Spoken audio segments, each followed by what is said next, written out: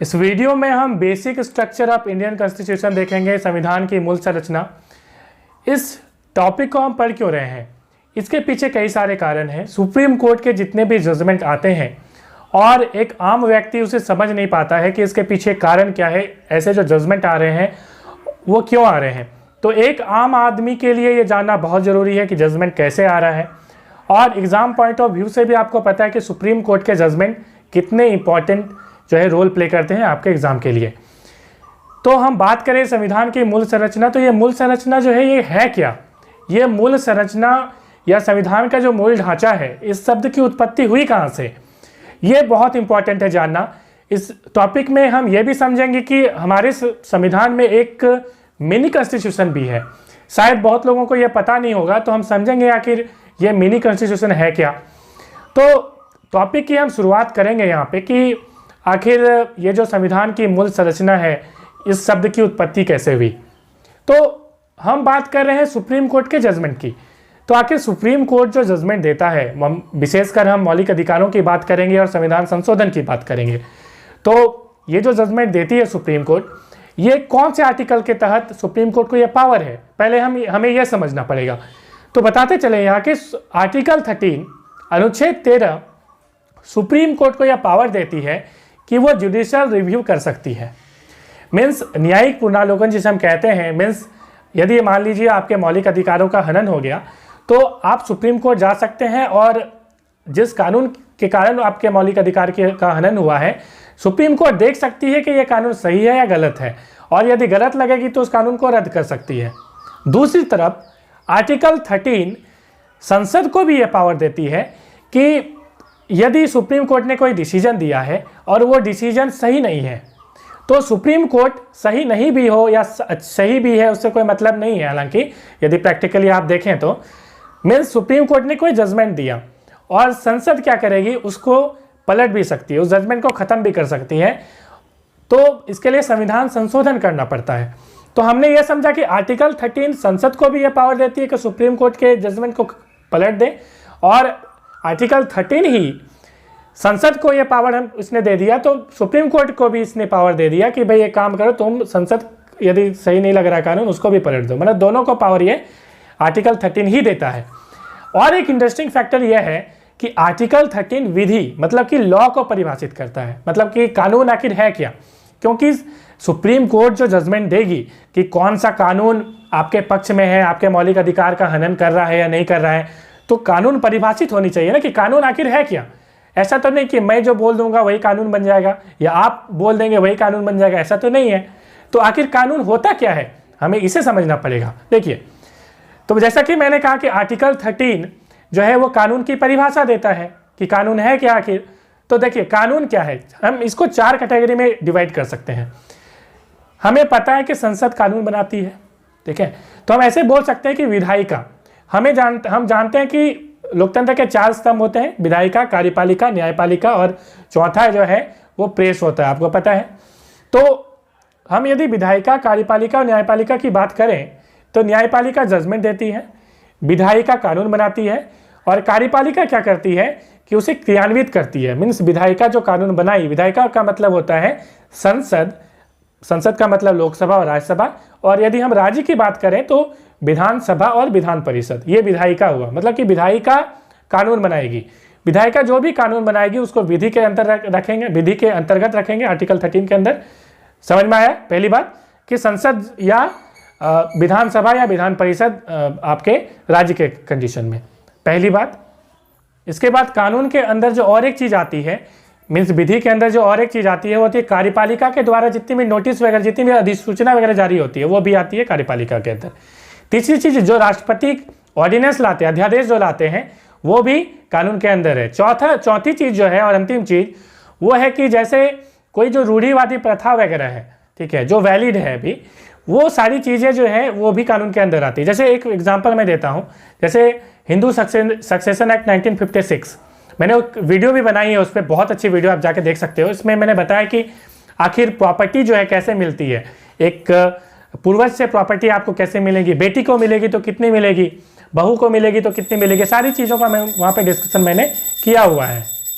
अब हम लोग समझते हैं कि संविधान की जो मूल संरचना की कहानी है वो क्या है। देखिए सिंपल सी बात है, हमारा देश का जो संविधान है 26 जनवरी 1950 को लागू हुआ, मगर यह संविधान आपको पता है कि सरकारों की जो जितनी भी पावर होती है उसको सीमित करती थी। आप फंडामेंटल राइट के लिए लड़ सकते थे, सुप्रीम कोर्ट के पास जुडिशियल रिव्यू की पावर थी आर्टिकल 13 के अंदर, जैसा कि मैंने कहा अभी। तो सरकारों ने क्या किया कि अपनी पावर को बढ़ाने के लिए, साथ ही साथ और भी कई सारे रीजन थे। जैसे पहला जो रीजन था जमींदारी सिस्टम, उस टाइम में भी काफ़ी थी, जमींदारी सिस्टम को ख़त्म जरूर कर दिया गया था, लेकिन जमींदारों के पास ज़मीनें तो बहुत ज़्यादा थी। तो समानता की बात जो है हमारा राज्य के नीति निर्देशक तत्व कहता है, आर्टिकल 39B और C कहता है, उस पर मैं एक सेपरेट वीडियो बनाऊंगा कभी। मैं समानता की बात वहाँ पे करता है कि सभी को जो है समान का जो है रखा जाना चाहिए, सभी समान अधिकार मिलने चाहिए, काफ़ी सारी चीज़ें वहाँ पे कही गई हैं। तो समानता आएगी कैसे? जमींदारों से जो ज़मीन है उसको अक्वायर करना होगा, सबको बांटना पड़ेगा, ये एक तरीका हो सकता है। या उसके ज़मीनों पर कुछ सरकारी कुछ अच्छी चीज़ें बनाई जा सकती है, हॉस्पिटल्स वगैरह, ये हो सकती है।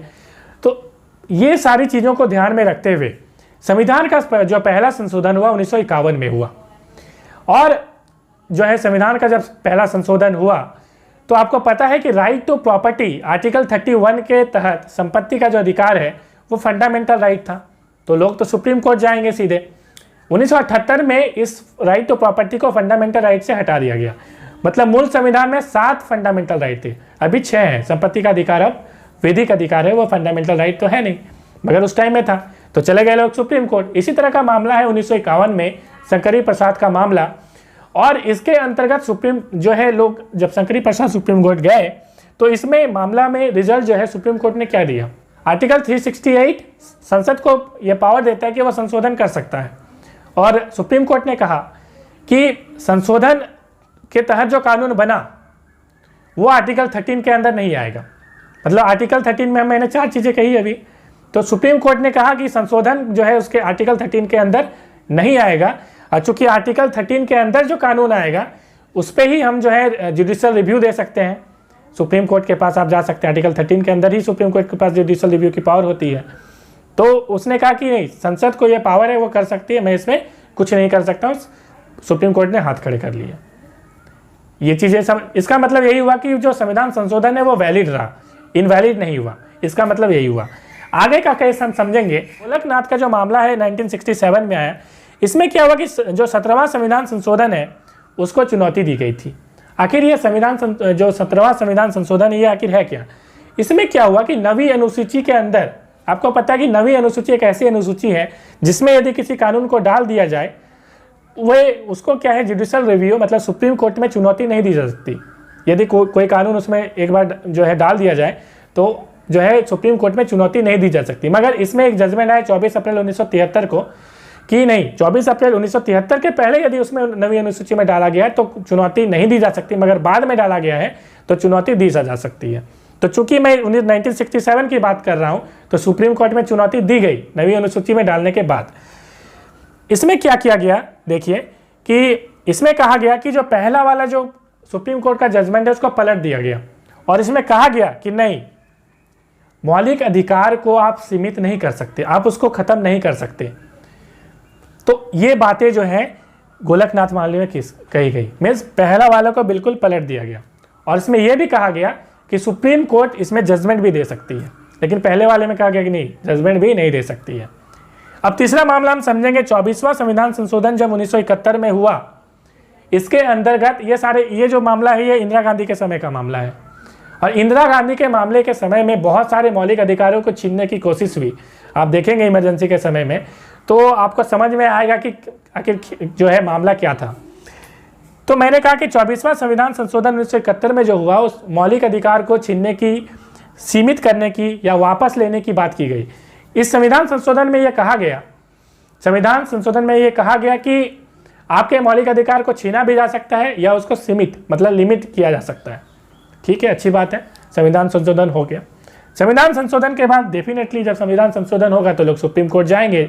जब मौलिक अधिकार की बात आएगी आर्टिकल 32 के तहत लोग सुप्रीम कोर्ट गए और जाने के बाद जो है बहुत इंपॉर्टेंट जो जजमेंट आता है केशवानाथ भारती, ये केशवानाथ भारती वर्सेस केरला स्टेट है। 24 अप्रैल 1973 में इसमें एक जजमेंट आया जो कि बहुत ही इंपॉर्टेंट जजमेंट है सुप्रीम कोर्ट के मामले में। केशवानाथ भारती का जो मामला है, इसी मामले में कहा गया कि मूल संरचना वाली जो बात है, बेसिक स्ट्रक्चर वाली बात है, इसी से निकल के आई।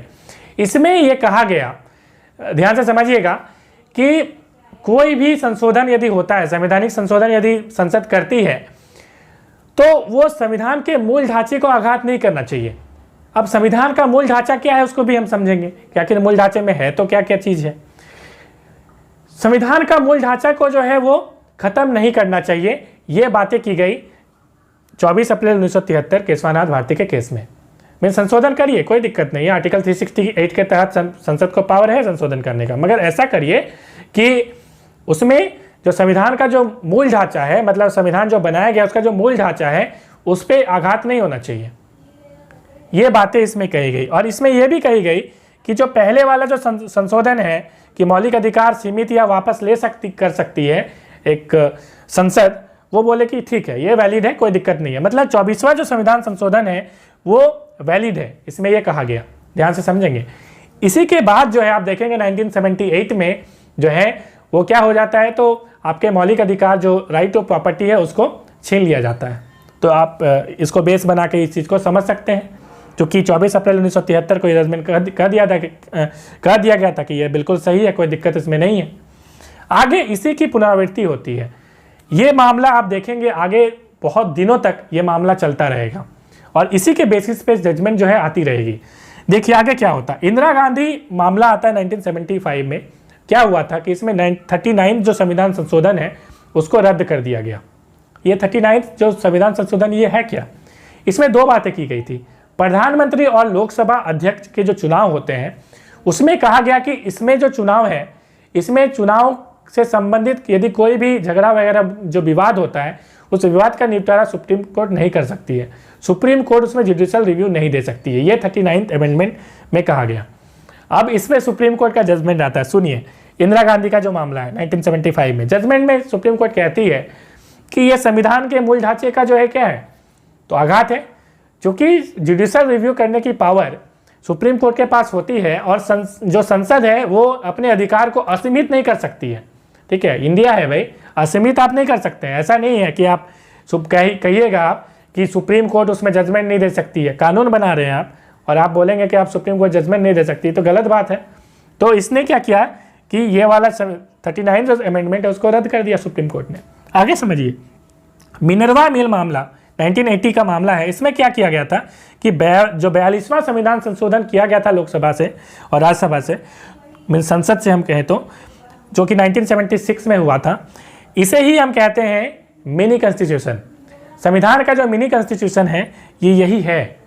मिनी कॉन्स्टिट्यूशन इसे ही इसलिए ही कहते हैं क्योंकि इसमें कई सारे आर्टिकल वगैरह जोड़े गए थे, बहुत सारी चीज़ें हुई थी। सबसे ज़्यादा संशोधन इंदिरा गांधी के समय हुआ था ये, और सबसे ज़्यादा इसी में हुआ था। इसमें जो समाजवाद हम कहते हैं, धर्मनिरपेक्ष जो शब्द है आप प्रस्तावना में देखेंगे, तो वो जो चीज़ें हैं वो इसी में जोड़ी गई थी और भी कई सारी चीज़ें इसमें हुई थी। तो 42वां जो संविधान संशोधन है उसको रद्द कर दिया गया मिनर्वा मिल मामला में। क्या था ये संशोधन? इस संविधान संशोधन में कहा गया था कि सुप्रीम कोर्ट के पास जुडिशियल रिव्यू नहीं रहेगी। यदि कोई भी कानून बनाती है संसद तो सुप्रीम कोर्ट के पास जुडिशियल रिव्यू रहेगी ही नहीं, मतलब कोई उसमें रिव्यू नहीं कर सकती, वो उसमें जजमेंट नहीं दे सकती है। चूंकि 24 अप्रैल 1973 को यह कहा गया था कि संविधान की मूल ढांचा का अपमान नहीं होना चाहिए, कोई भी आप संविधान संशोधन करें, तो ये जो 42वां संविधान संशोधन हुआ उसमें कहा गया कि सुप्रीम कोर्ट जजमेंट नहीं दे सकती, ये मूल ढांचे का अपमान हुआ। क्योंकि आर्टिकल 13 के अंदर सुप्रीम कोर्ट के पास जुडिशियल रिव्यू की पावर है। इसलिए क्या किया गया कि मिनर्वा मिल मामले में 42वां संविधान संशोधन को जो है रद्द कर दिया गया। ये चीज़ें आपको समझ में आई। अब मैं समझाता हूं कि आखिर ये मूल संरचना के अंदर आती क्या क्या चीज़ें हैं। ये संसद, ये सुप्रीम कोर्ट कैसे डिसाइड करेंगे कि ये मूल संरचना का उल्लंघन है या नहीं है। मतलब कि कोई कानून बनाया संसद ने, या आपके राज्य विधानमंडल की हम बात करें तो विधानसभा विधान परिषद में यदि कोई कानून बना तो ये उल्लंघन है या नहीं संविधान का, ये पता कैसे चलेगा? उसके कुछ बेसिक पॉइंट्स होने चाहिए। तो ये इसके जो बेसिक पॉइंट्स हैं वो कहाँ से लिए गए हैं मैं समझाता हूँ। एक तो संविधान से लिए गए हैं, दूसरा अलग अलग सुप्रीम कोर्ट ने जो जजमेंट दी, क्योंकि हमें पता है कि सुप्रीम कोर्ट संविधान की व्याख्या करता है, क्वेश्चन में पूछा जाता है इसमें से कौन संविधान की व्याख्या करता है तो आंसर होगा सुप्रीम कोर्ट। तो सुप्रीम कोर्ट ने संविधान की व्याख्याएं की है अलग अलग, और उन व्याख्याओं के आधार पर जितने भी जजमेंट दिए हैं उन सारे जजमेंट को आधार बनाया जाता है। इसलिए जजमेंट को आधार बना के हमेशा आप देखेंगे कि जजमेंट आता है, ठीक है। तो वो सारे आधार मैं कुछ कुछ आधार बताता हूँ यहाँ पे, और बहुत ज़्यादा आधार आपको यदि जानना है तो मेरे टेलीग्राम चैनल को ज्वाइन कर लें। कुछ मैं पॉइंट्स बताता हूँ। जैसे भारत एक लोकतांत्रिक राज्य है, और यदि उसको लोकतंत्र को हटा के, या लोकतांत्रिक ही नहीं गणतांत्रिक भी है, डेमोक्रेटिक रिपब्लिक हम कहते हैं इसे, तो उसे यदि हटा दिया जाए संविधान संशोधन के, ये पॉसिबल ही नहीं है, पहली चीज़। दूसरी चीज़, मौलिक अधिकारों की हम बात करते हैं तो उसमें ऐसा नहीं कि मौलिक अधिकारों का किसी का हनन हो जाए, तो ऐसी बहुत सारी चीज़ें उसमें कही गई हैं। तो आई होप वीडियो आपको पसंद आई होगी। मिलते हैं एक नेक्स्ट वीडियो में। Thanks for watching.